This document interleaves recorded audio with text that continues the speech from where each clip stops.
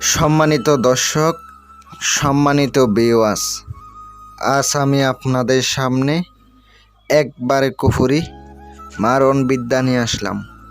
শত্রুকে বিদায় করবেন, এটা দিয়ে বিচ্ছেদ করবেন।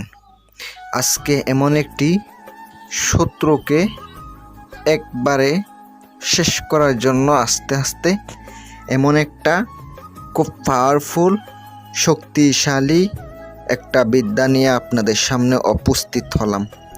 যারা পার্সোনালভাবে কাজ করাইবেন, স্ক্রিনে আমার নাম্বার দেওয়া আছে, আপনারা আমার সাথে যোগাযোগ করবেন। 100% গ্যারান্টি দিয়ে কাজ করে দেব, ইনশাআল্লাহ অবশ্যই পেয়ে যাবেন।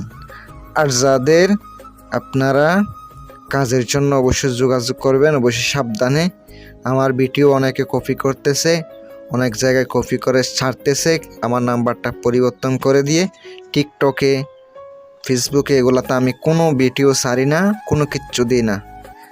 আর কত হচ্ছে যে নকশাটা দেখতে পাচ্ছেন, এটা বৈধ কাজে ব্যবহার করবেন। শত্রু যদি অত্যন্ত শক্তিশালী হয়, তারা একবারে ফালানোর জন্য এই বিদ্যা যথেষ্ট। কি করবেন? প্রথমত তার ব্যবহারের কাপড়ের অংশ দ্বারা পুতুল তৈরি করবেন। পুতুল তৈরি করতে হবে রাত 12টার সময় 18 মোকামের মন্ত্র পড়া। আর পুতুল জাগানি কইরা নেবেন, নকশায় জাগানি কইরা নেবেন। এবার আপনাকে নকশার নিচে শত্রুর নাম, বাবার নাম লিখে দিতে হবে। শনি মঙ্গলবারে আপনাকে নকশা লিখিতে হবে কি দিয়া? নাপাক রক্ত দ্বারা। লেখার পরে নকশাটি সুন্দর কইরা আপনি তার চলাচল পথে একবার পুঁতটা দিবেন। সেই চলাচল পথ দিয়ে যদি হাঁটে, সে আস্তে আস্তে অসুস্থ হইতে থাকবে। তারপরে সে বানে আক্রান্ত হয়ে যাবে, রোগে আক্রান্ত হয়ে যাবে।